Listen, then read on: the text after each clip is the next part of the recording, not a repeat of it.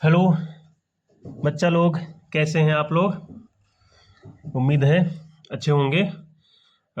हम लोगों की जो सीरीज चल रही है ऑप्टिक्स की, क्लास 12 सीबीएसई बोर्ड, उसमें आपकी 2024 के क्वेश्चंस अभी बचे हुए थे, जिनको हम लोग कर लेते हैं, डिस्कस कर लेते हैं। दोनों सीरीज के जितने भी क्वेश्चंस हमारे आए हुए हैं उन सबको हम लोग यहाँ पर डिस्कस कर लेते हैं। सबसे जो पहला ही क्वेश्चन आपका है 2024 की सीरीज में आया हुआ, सीरीज फर्स्ट में, और क्वेश्चन हमारा ये है। क्वेश्चन हम आपको बता दे रहे हैं, पढ़ दे रहे हैं। आपकी स्क्रीन पर ये क्वेश्चन आपको दिखेगा। A ray of light is incident normally on one face of an equilateral glass prism of refractive index mu when the prism is completely immersed in a transparent medium. It is observed that the emergent ray just grazes the adjacent face. Find the refractive index of the medium. ये कह रहे हैं a ray of light is incident normally on one face. तो हमने क्या किया है कि एक रे को, कि एक प्रिज्म हमने मान लिया है, ये हमारा प्रिज्म है, और एक रे हमारी जो है वो इंसिडेंट हो रही है इसके ऊपर। ठीक है, इंसिडेंट होने के बाद ये रिफ्रैक्ट होगी, और ये कह रहे हैं ये इक्विलैटरल ग्लास प्रिज्म है हमारा, तो 60 60 60 तीनों जो एंगल हमारे होंगे इसके वो 60 60 60 डिग्री के होंगे। इसका रेफ्रेक्टिव इंडेक्स दे रखा है इन्होंने, इसका रेफ्रेक्टिव इंडेक्स म्यू दे रखा है। When the prism is completely immersed in a transparent medium, यदि इस प्रिज्म को किसी ट्रांसपेरेंट मीडियम में इमर्स कर दिया जाए, डुबो दिया जाए, इट इज ऑब्जर्व्ड दैट, तो ये देखा जाता है कि the emergent ray just grazes the adjacent face. तो जो इमर्जेंट रे हमारी है वो एडजेसेंट जो फेस हमारा, उसका पड़ोस जो फेस है सामने वाला, जिधर से उसको रिफ्रेक्ट होना है, उसी के पैरेलल हो जाती। Find the refractive index of the medium. तो अकॉर्डिंग टू स्नेल्स लॉ हमको पता है mu sine I equals to mu M sine R, या sine I upon sine R equals to mu upon mu M. ठीक है, but I equals to 60 degree, angle of incidence 60 degree होगा। Normally इस पर incident हो रही है, तो एंगल ऑफ इंसिडेंस हमारा जो है वो यहाँ से हम इसको फाइंड आउट करेंगे। तो और R equals to 90 degree, R equals to 90 degree. तो क्यों आर इक्वल्स टू 90 डिग्री? क्योंकि ये टोटल इंटरनल रिफ्लेक्शन को शो कर रही है। Mu equals to sine 60 equals to mu M sine 90, तो म्यू एम की वैल्यू हमारी हो जाएगी म्यू और मल्टीप्लाइड बाई √3/2 या √3 म्यू अपॉन 2, यही हमको निकालना था। ये 2 मार्क्स का क्वेश्चन था। अब अगला क्वेश्चन जो आपका है वो केस स्टडी का है। वो हमारा क्वेश्चन जो है वो केस स्टडी का है।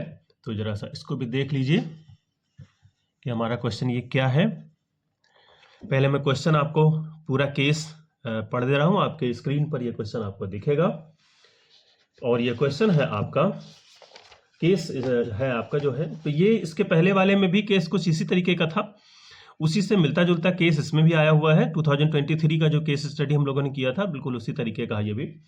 A lens is a transparent optical medium bounded by 2 surfaces, at least one of which should be spherical. Applying the formula of image formation by a single spherical surface successively at the 2 surfaces of a thin lens, a formula known as lens maker formula, and hence the basic lens formula can be obtained. The focal length या power जिसको हम कैसे bracket में दिया गया है of a lens depends on the radii of its surfaces and refractive index of its material with respect to the surrounding medium. The refractive index of a material depends on the wavelength of light used, and a combination of lenses help us to obtain diverging और converging lenses of desired power and magnification. ये आपका case दिया गया है। सबसे पहला ये question है इसका, हमने आपको पहले ही कहा था केस स्टडी में जरूरी नहीं है कि जो केस दिया गया हो उसी से आपके ऑप्शन हो, उसमें सिर्फ कॉन्सेप्ट दिया रहता है, आपको समझना होगा और फिर क्वेश्चन करने होंगे। तो पहला क्वेश्चन दिया है, a thin converging lens of focal length 20 centimetre and thin diverging lens, क्योंकि लास्ट में इन्होंने ये कहा है the combination of lenses helps us to obtain diverging and converging lenses of desired power and magnification. And a thin diverging lens of focal length 15 centimeter are placed coaxially in contact. The power of combination आपको निकालना है। तो 1/f equals to 1/f1 plus 1/f2, ये combination of focal length का formula होता है। f1 की value 20 centimetre दी गई है, f2 की वैल्यू -15 सेंटीमीटर हो जाएगी। क्यों? क्योंकि ये वो डाइवर्जिंग फोकल लेंथ है, ये कन्वर्जिंग है, ये डाइवर्जिंग है। तो 1/f की वैल्यू जब निकालोगे तो 1/20 माइनस 1/15, या ये आपकी आ जाएगी माइनस का 1/60 या f इक्वल्स टू माइनस का 60। और पावर आपको निकालना है तो पावर इक्वल्स टू ये आपका हो जाएगा power of combination equals to p equals to minus 100/60। तो ये आपका हो जाएगा माइनस का 5/3। तो ये आपका जो है वो कौन सा बी जो ऑप्शन है उसका ये सही होगा। अब देख लेते हैं ये अगला क्या है हमारा। अगला हमारा जो वो है इसी का केस स्टडी का ही अगला क्वेश्चन दूसरा है the radii of curvature of to surfaces of a lens are capital R and 2r if the focal length of this lens is 4/3r the refractive index of material of the lens is। तो आपको lens जो formula है हमको वो पता है focal length का 1/f equals to mu minus 1 1/r1 minus 1/r2 होता है। r1 r दिया है, r2 माइनस 2r दिया है, f इक्वल्स टू 4/3r दिया है। तो हम क्या करेंगे, जब वैल्यू आप रख लोगे म्यू की वैल्यू आपको निकालनी है, सारी वैल्यूज पुट करने के बाद जो म्यू की वैल्यू आएगी वो 1.5 आ जाएगी आपकी। तो ये आसान सा ये भी है, सॉल्व कर लीजिएगा इसको। अब इसका थर्ड पार्ट है the focal length of an equi convex lens. फिर ऑप्शंस दिए गए हैं increases when the lens is dipped in water, increases when the wavelength of incident light decreases, increases with decrease in radius of curvature of its surface, decreases when the lens is cut into two identical parts along its principal axis। तो अगर आपने lens को water में dip कर दिया है तो उसकी जो फोकल लेंथ है वो इक्विकॉन्वेक्स लेंस की वो इंक्रीज कर जाएगी। ये पार्ट आपका होगा इसका ऑप्शन। चौथा लास्ट वाला ऑप्शन इसका देख लीजिए फोर्थ, और फोर्थ का हमारा जो ऑप्शन है वो है व्हेन दिया हुआ है आपका फिगर, ये बना हुआ है इसमें, ये सिर्फ आपको रेस दिखानी है। A thin convex lens L of focal length 10 cm and a convex mirror M of focal length 15 cm are placed coaxially 40 cm as shown in the given figure। 40 cm पर एक आपका कॉन्वेक्स लेंस है और एक mirror दिया गया है, concave mirror दिया गया है, रखे हुए हैं 40 सेंटीमीटर पर।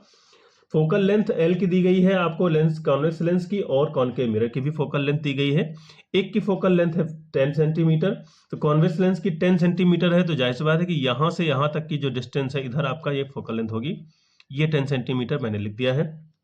तो अगर ये 10 है तो जाहिर सी बात है जो नेक्स्ट आपकी डिस्टेंस बचेगी वो 30 सेंटीमीटर होगी।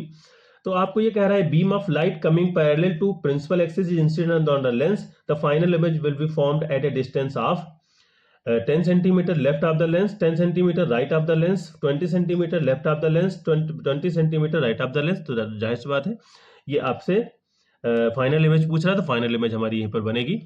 तो 10 centimetre right of the lens. ये आपका केस स्टडी है, 4 मार्क्स का क्वेश्चन है और इंपॉर्टेंट क्वेश्चन है। अब इसी में 5 मार्क्स का क्वेश्चन हमारा आगे चलते हैं हम लोग, और 5 मार्क्स का क्वेश्चन हमारा है इसी में, सॉरी अभी आपका जो है वो केस स्टडी में है, ORR करके भी दिया गया है क्वेश्चन, उसको भी हम लोग देख लेते हैं, छूटने ना पाए हमारा क्वेश्चन। तो ORR करके भी आपका क्वेश्चन दिया गया है, और क्वेश्चन है मैं आपका बता रहा हूँ, केस स्टडी सही है। The beam of light coming parallel to principal axis of convex lens L1, the beam of light parallel to principal axis of convex lens L1 of focal length 16 centimetre, focal length 16 centimetre दी गई, हमने यहाँ पर लिखा हुआ है। f2 की 12 centimetre, placed coaxially at a distance 40 centimetre, दोनों रखे हुए हैं। The nature and distance of the final image from L2 will be, L2 से जो इमेज बनेगी हमारी उसका नेचर क्या होगा और फाइनल इमेज कहाँ बनेगी L2 से। तो the image L1 will be formed eight O पर बनेगी, which is the centre of curvature of lens L2, इसका सेंटर ऑफ कर्वेचर हो जाएगा। So the final image will be formed eight 24 centimetre from the length. 24 से ये 40 पूरी है, 16 centimetre की फोकल लेंथ दी गई है, इतनी जो रेस्ट बचेगी वो 24। तो ये करते चाहे वो करते, दोनों हमारे जो है वो केस स्टडी के ही ORR करके था ये। अब हमारा अगला है इसी का क्वेश्चन, 5 मार्क्स का क्वेश्चन है ये हमारा, सेट 1 का ही है, सीरीज वही है आपकी फर्स्ट और 24। क्वेश्चन हमारा है ड्रॉ ए रे diagram for the formation of the image of an object by a convex mirror, hence obtain the mirror equation.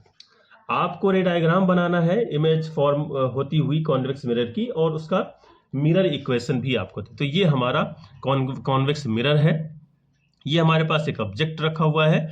आपको फिगर बनाते समय इस चीज को ध्यान रखना कि एक हमारा इसके जो कॉन्वेक्स मिरर है, पी पॉइंट यहाँ पर पोल पर हम लेकर आएंगे, एक रे, ये हमारी रे यहाँ से मिलेगी, और इससे चूंकि हमारा कॉन्वेक्स मिरर है इसलिए रे रिफ्लेक्ट होंगी हमारी यहाँ से, और इसकी जो ये रे है हमारी वो सेंटर ऑफ कर्वेचर पर, फोकस हमारा यहाँ पर बनेगा इसका, यहाँ से जो रे हमारी ये हमको यहाँ से आती हुई नजर आएगी।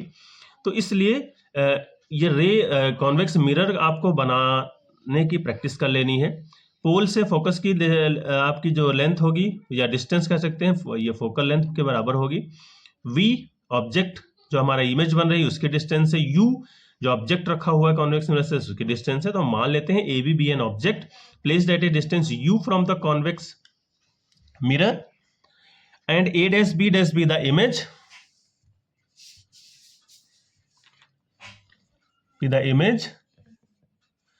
at a distance v from the mirror। तो ये आपकी हमने ये ले लिया है, ठीक है। अब ट्राइंगल ABC आपको यहां पर इसको देखना होगा बार बार फिगर को, अपने फिगर को। अब देखिए फिगर हमारा ये ट्राइंगल ABC, ये ट्राइंगल हमारा है इक्विलैटरल ट्राइंगल है, या आप कह सकते हैं कि बराबर है लगभग ट्राइंगल A-B-C के, इस ट्राइंगल के, इस ये ट्राइंगल और ये ट्राइंगल हमारे ये दोनों इक्विलैटरल ट्राइंगल हैं। तो आप ये भी कह सकते हैं कि अगर ये है तो आप लिख सकते हैं AB upon A-B- equals to CB upon CB-। Equation 1 हो गया। दूसरा भी देख लीजिए आप, ट्राइंगल ABP, ट्राइंगल ABP ये ट्राइंगल, और ट्राइंगल A-B- और P- यानी ये ट्राइंगल, ये देखिए ये भी दोनों आपके इक्वल होंगे। तो AB अपॉन A-B- और BP अपॉन B-P, ये इक्वेशन 2 हमने ले लिया। अब फ्रॉम इक्वेशन 1 और 2 को देखें तो लेफ्ट हैंड साइड इक्वल है, राइट हैंड साइड इक्वल कर देंगे। अब देखिए CB, आप जरा सा इस फिगर को देखिएगा, CB equals to PB plus PC, CB equals to CB, कहाँ गया आपका CB, ये पूरी लाइन आपकी जो है वो इसको हम लिख सकते हैं PB और प्लस PC, ये लिख सकते हैं, ठीक है।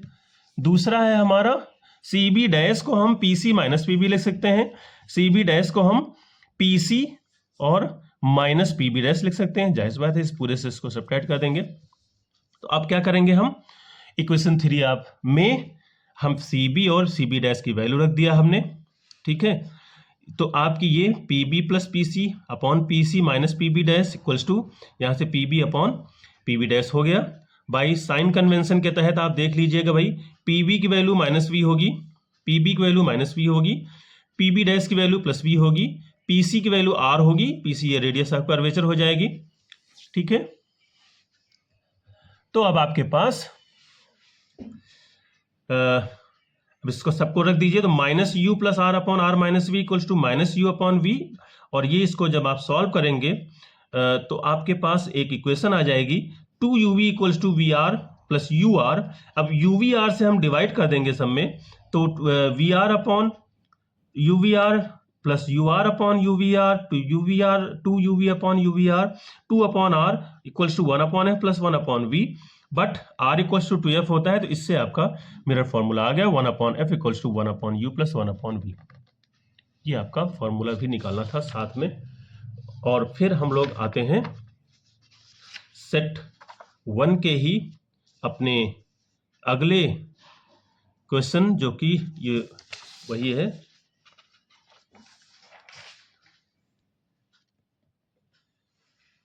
तो 5 मार्क्स का ही क्वेश्चन था चूंकि, तो उसी का जो सेकंड पार्ट है वो मैं क्वेश्चन आपको बता देता हूं। सेकेंड पार्ट आया था why are multi component lenses used for both the objective and the eyepiece in optical instrument. Multi component lenses का यूज क्यों किया जाता है ऑब्जेक्टिव और आईपीस ऑप्टिकल इंस्ट्रूमेंट में? इसलिए किया जाता है कि पहली बात तो यह है कि मल्टी कंपोनेंट लेंसेज जो है वो उसकी क्वालिटी को इंप्रूव कर देते हैं। जो एब्रेशंस होते हैं उसमें, जो विपथन जिन्हें हिंदी में आप कह सकते हो, उनको खत्म कर देते हैं। जो कलर एब्रेशंस पाए जाते हैं उनको, उनकी क्वालिटी को इंप्रूव कर देते हैं, इसलिए हम इनका यूज करते हैं। तो ये रीजन है इसका। और थर्ड पार्ट है इसका, the magnification of a small object produced by a compound microscope is 200। Compound microscope का मैग्निफिकेशन दिया गया है 200 और focal length of the eyepiece दी गई है 2 सेंटीमीटर, हमने लिख लिया। डी 25 सेंटीमीटर नॉर्मल आई के लिए होता है। तो मैग्निफिकेशन हमको पता है कंपाउंड माइक्रोस्कोप के लिए m equal to M O into M E या M O equal to M upon M E. इसकी वैल्यू हम रख सकते हैं, एम ई होता है डी अपॉन एफ ई। तो ये आप जब वैल्यू रखोगे तो एम ओ की वैल्यू हमारी जो है वो 16 आ जाएगी, एम ओ की वैल्यू। तो ये हमारा क्वेश्चन 5 मार्क्स का था। इसी में ORR करके भी दिया गया है क्वेश्चन फुल 5 मार्क्स का। तो चाहे आप ये करिए, चाहे दूसरा वाला करिए। दूसरा वाला देख लीजिए क्वेश्चन, डिफरेंशिएट बिटवीन ए वेव फ्रंट एंड रे। बहुत ही सिंपल सा दोनों की डेफिनेशन आपको देनी है। वेव फ्रंट आप कह सकते हैं कि wave front is the surface in a medium where the phase of a wave is constant. किसी भी मीडियम में वो सरफेस होता है वेव फ्रंट जिसमें फेज जो होता है उसका वो कांस्टेंट होता है। और रे जो होती है वो एक लाइन होती है जो रिप्रेजेंट करती है डायरेक्शन ऑफ वेव। तो ये तो आपका पहला हो गया। दूसरा इसका, ये हमारा जो है वो फर्स्ट पार्ट इसका हो गया।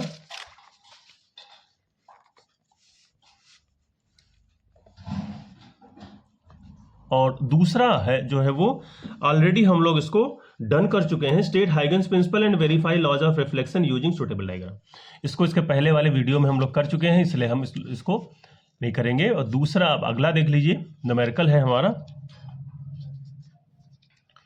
न्यूमेरिकल ये है, in Young's double slit experiment the slit S1 and S2 are 3 millimetre apart.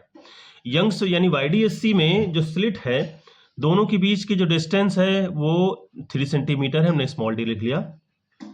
Screen is placed at 1 metre away from the slit. Screen की डिस्टेंस कैपिटल डी होती है, 1 मीटर रख दिया। अब क्वेश्चन ये कह रहा है, it is observed that the fourth bright fringe is at a distance of 5 millimetre from the second dark ring. जो fourth dark ring bright ring है वो सेकेंड डार्क रिंग से 5 मिलीमीटर डिस्टेंस पर हमको मिलती है, यानी x4 bright minus x2 dark equals to 5 millimetre. तो हम क्या करेंगे, फॉर्मूला यूज करेंगे। ब्राइट का होता है xn equals to n lambda D upon D, dark का होता है 2n-1 lambda D upon 2d। ठीक है, तो इन दोनों का 4 के लिए n की वैल्यू 4 हो जाएगी, 2 के लिए 2 हो जाएगी। तो x4 डार्क की ब्राइट की वैल्यू, x2 डार्क की वैल्यू, दोनों हम जब इसमें रख देंगे तो ये हम इसको सॉल्व करेंगे आगे रखने के बाद। और सॉल्व करने पर आपका आएगा ये लैम्डा डी अपॉन, इधर देख लीजिए ये था 4 lambda D upon D minus 3 lambda D upon 2d 5 equals to 5 millimetre. तो ये आपका आ जाएगा, लैम्डा डी अपॉन डी हमने कॉमन लिया, 4 माइनस 3/2 5/2, लैम्डा की वैल्यू दिस वन, या लैम्डा की वैल्यू आपकी आ जाएगी 6 into 10 to the power -6 metre. तो ये आपका क्वेश्चन 5 मार्क्स का, चाहे वो करिए चाहे दूसरा वाला करिए, ये दोनों आपके क्वेश्चन इससे हो गए। अब चलिए हम लोग अगली 2024 की सीरीज सेकंड सेट फर्स्ट में केस स्टडी का क्वेश्चन जो आया हुआ है 4 मार्क्स का, उसको भी कर लेते हैं। ये थोड़ा सा आसान था क्वेश्चन। हमारी जो केस स्टडी है, मैं केस आपको पढ़ रहा हूं, आपकी स्क्रीन पर ये दिखेगा। A prism is an optical medium bounded by 3 refracting plane surfaces. एक प्रिज्म जो होता है एक ऑप्टिकल मीडियम होता है जो कि 3 प्लेन सर्फेसेस से बाउंडेड होता है। A ray of light suffers successive refraction on passing through its 2 surfaces and deviates by a certain angle from its original path. The refractive index of the material of the prism is given by mu equals to sin a plus delta m upon 2 upon sin a by 2। ये mu का formula भी इन्होंने दे रखा है जो हम लोगों ने ऑलरेडी कर रखा है, a plus delta M upon 2 और अपॉन साइन a अपॉन 2, ये इन्होंने फॉर्मूला भी दे रखा। फिर कह रहे हैं if the angle of incidence on the second surface is greater then, angle of incidence of the second surface is greater then an angle called critical angle, the रे will not be refracted from the second surface and is totally internally reflected. ये इनका case है जो उन्होंने एक दे रखा है। आपको केस को समझना होता है। इन्होंने ये कहा एक प्रिज्म है जो 3 सरफेस से बाउंडेड होता है, रिफ्रैक्टिंग प्लेन सरफेसेस होती हैं। एक रे ऑफ लाइट है जो बहुत सारे अलग अलग आपके रिफ्रैक्शन को शो करती है on passing through the it's 2 surfaces, दोनों सरफेस से पासिंग होने के बाद और डिविएट हो जाती है एक सर्टेन एंगल पर अपने ओरिजिनल पाथ से। रिफ्रैक्टिव इंडेक्स दे रखा है और ये कह रहे हैं कि if the angle of incidence on the second surface is greater than critical angle, तो आपकी जो वो रे होगी वो टोटल इंटरनली रिफ्लेक्ट हो जाएगी। अब आपको करना है इसमें क्वेश्चन। पहला क्वेश्चन उन्होंने दिया है the critical angle for glass is θ1 and that for water is θ2, तो the critical angle for glass water surface would be given, दिया है इन्होंने a म्यू g की वैल्यू 1.5 दे रखी है, a म्यू g की वैल्यू 1.5 दे रखी है और a म्यू w की वैल्यू 1.3 दे रखी है, a म्यू w की वैल्यू 1.33 दे रखी है। आपको find out would be the critical angle for glass water surface would be, आपको ये तो sine theta equals to mu W upon mu G होता है, ठीक है। तो θ1 इज ग्रेटर देन θ2 होगा, θ1 इज ग्रेटर देन θ2, हाँ बिल्कुल θ1 इज ग्रेटर देन θ2 होगा, ठीक है। ये आपका C, पहले का C है। दूसरा when A ray of light of wavelength lambda and frequency new is refracted into A denser medium, एक रे ऑफ लाइट है जिसकी वेवलेंथ लैम्डा है, फ्रीक्वेंसी न्यू है, is refracted into denser medium में रिफ्रैक्ट होती है, तो लैम्डा हमारा जो है वो डिक्रीज हो जाएगा अगर उसमें डेंसर मीडियम में होती है, लेकिन जो न्यू होगा अनचेंज्ड रहेगा, फ्रीक्वेंसी पर कोई फर्क नहीं पड़ेगा उसकी। अगला है the critical angle for a ray of light passing from glass to water is minimum, minimum जो होती है वो आपकी the critical angle for a ray of light passing from glass to water is minimum for violet color होता है। Refractive index चूंकि violet colour का, हाँ वॉयलेट जो है विबग्योर से वॉयलेट कलर का ही सबसे कम होता है, तो ये डी हो जाएगा आपका, ये देख लीजिएगा। इसी का ORR करके दिया है 3 beams of red yellow and violet colours are passed through a prism, 3 आपकी बीम हैं जिनकी एक रेड है, येलो है और वॉयलेट है, पास होती है प्रिज्म से 1 by 1 under the same condition. When the prism is in position of minimum deviation, the angles of refraction from the second surface are RR, RY and RV respectively। तो जाहिर सी बात है RR is less than RY is less than RV, यानी C आपका इसका होगा। ये तो बहुत सिंपल सा है। और इसका लास्ट है a ray of light is incident normally on a prism ABC, ये फिगर आपका दिया गया है, क्वेश्चन आपको दिख रहा है, of refractive index √2 as shown in the given figure, after it strikes face AC it will total internal reflect हो जाएगी आपकी, ये नॉर्मली इंसिडेंट हो रही है, नॉर्मली इंसिडेंट होने के बाद आपकी जो है वो sine I upon sine R और critical angle I equals to अगर 90 डिग्री हो गया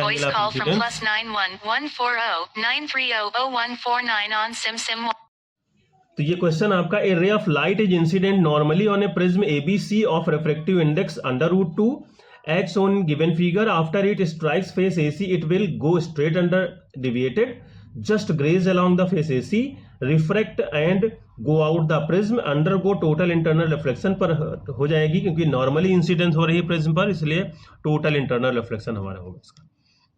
तो ये डी पार्ट था हमारा। अब आते हैं हमारे 2024 के ही सीरीज सेकंड जो चल रही है हमारी, उसी के जो क्वेश्चन है हमारा 5 मार्क्स का क्वेश्चन है, इस पर हम लोग आ जाते हैं। तो ये हमारा जो क्वेश्चन है, हम आपको क्वेश्चन सुना रहे हैं, सुन लीजिए पढ़ करके।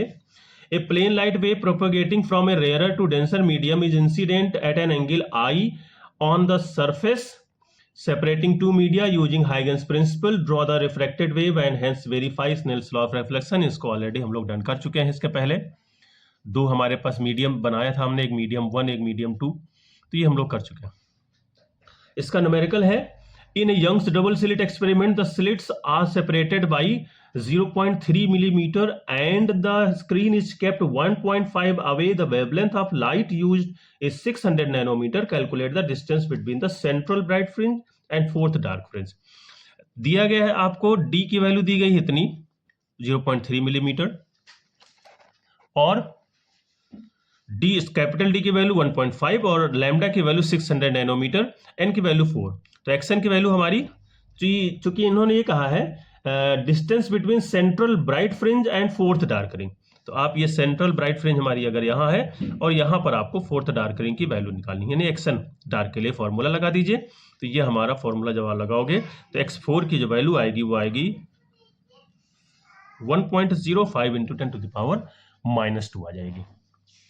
अब हम लोग चलते हैं अपने ORR, इसी का है दूसरा क्वेश्चन, यानी कि चाहे आप ये करिए और चाहे आप दूसरा करिए।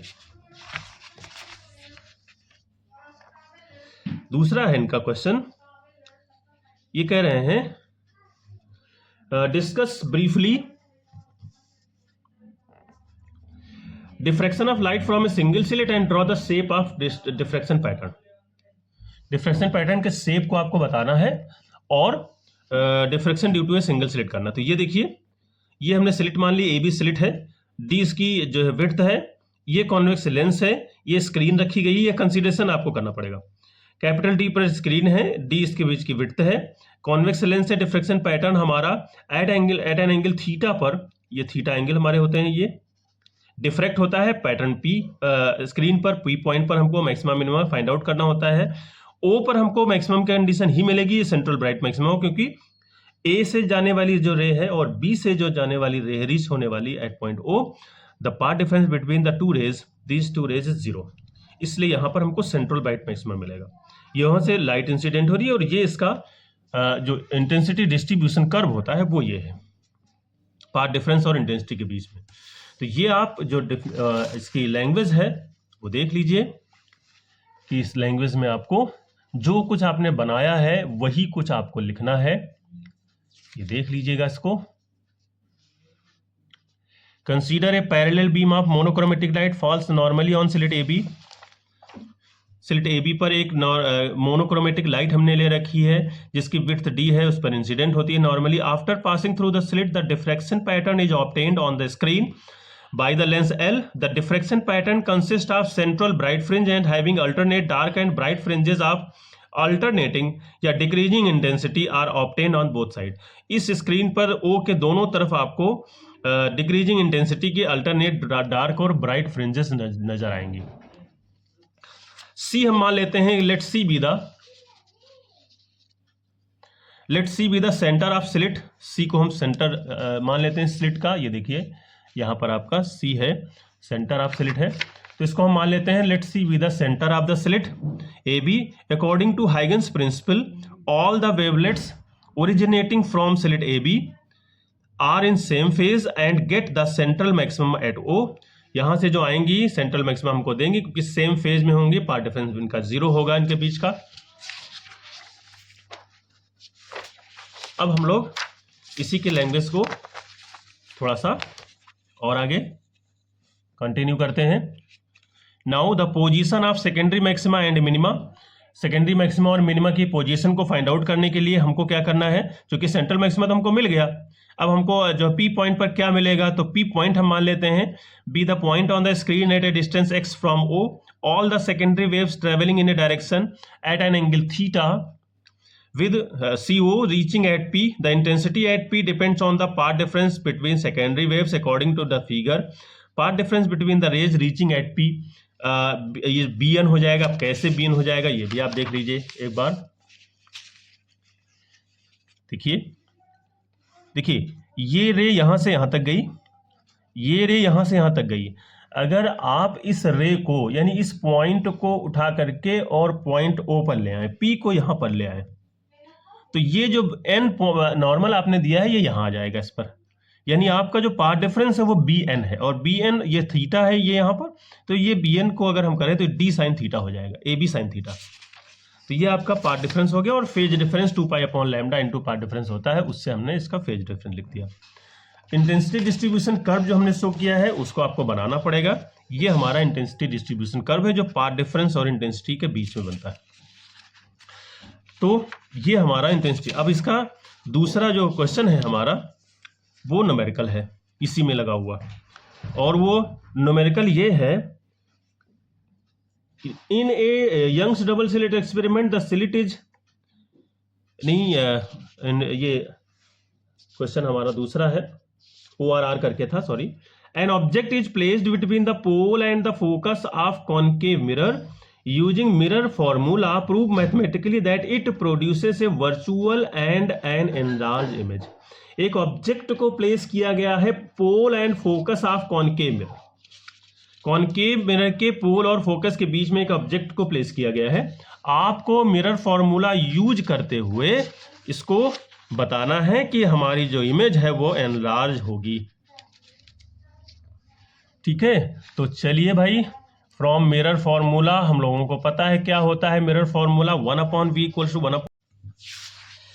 तो चलिए हम लोगों को पता है फ्रॉम मिरर फॉर्मूला हमारा होता है 1/v minus 1/v equals to 1/f minus 1/u। तो हम क्या करेंगे, इसको सॉल्व कर लेंगे, तो u minus F upon F U आ गया, v की value F U upon U minus F हो गई, या इक्वल्स टू साइन कन्वेंशन से सारी वैल्यूज रख लेंगे। कॉनकेव मिरर के लिए f is less than o होगा, तो इससे for an object located between the pole and focus of concave mirror, तो f is less than u is less than o, 1/f is greater than 1/u, या 1/f minus 1/u is greater then 0, या 1/v is greater then o, या 0 कह सकते हैं। That is virtual image is formed on the right. Also 1/v is less then 1/mod of u, या v is greater then mod of u, therefore m is equals to v upon mod of u greater than 1, that is enlarged image आपको यहाँ पर देखने को मिलेगी। अब हमारा जो अगला क्वेश्चन है वो न्यूमेरिकल 2 मार्क्स का आया हुआ है, इसी सीरीज में लास्ट क्वेश्चन है ये। इसमें ये दिया गया है आपको, a radius of curvature is of convex mirror is 30 centimetre, if it forms an image of an object which is half size of the object, find the separation between the object and the image. ये आपको numerical दिया गया, आपके screen पर दिख रहा है ये question. r equals to 30 centimetre दिया है, और ये कंडीशन दी गई है हमारी हाफ की। r अगर 30 सेंटीमीटर है तो f इक्वल्स टू 2f से f इक्वल्स टू r/2 30/2 या 15 सेंटीमीटर हो जाएगा।